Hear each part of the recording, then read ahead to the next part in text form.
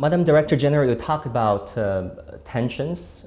There's actually a saying that says when trade starts, war may stop. But the sad reality we're facing right now is war started and trade suffered. But you said the war and geopolitical tensions in the world, quote unquote, further underscored the need for trade. Can you elaborate? Let me elaborate by saying this first. We should remember that when the multilateral trading system was created after World War II, with the General Agreement on Tariffs and Trade, which later became the WTO, the idea was that interdependence, not over-dependence, interdependence would bring peace. And we must admit that over the past 75 years, the system has likely delivered. The world has been peaceful. Over 1 billion people have been lifted out of poverty, a lot of them in China, of course, but not only in China. And so we should think through this, that the system created largely delivered, and we should not be in a hurry to say this system doesn't work or throw out the baby with the bathwater. That's why we think that the multilateral trading system is key.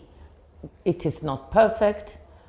You know that some people were left behind. Poor people in rich countries may not have benefited.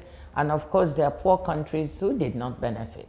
And what we're saying now is, rather than say, let's throw this system away, let's look at how we can deal with the vulnerabilities we see in the system. We've seen through the pandemic and the war in Ukraine that some supply chains are vulnerable. Let's see how we can build resilience by diversifying supply chains. And we can do it in such a way that we can include those who were left behind.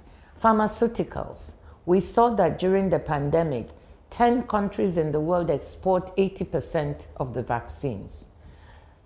That didn't work very well because some poor countries were left at the end of the queue. Countries in Africa had to wait for vaccines. So we should think about how do we diversify the pharmaceutical supply chain so that the African continent with 1.4 billion people can also produce some of its vaccines. That will build resilience. Next time there is a pandemic, people don't need to die if we have the technology because we can manufacture quickly. So the issue is trying to deal with the over-dependence on in certain sectors and deconcentrating production and diversifying. Not saying that globalization doesn't work or trade doesn't work.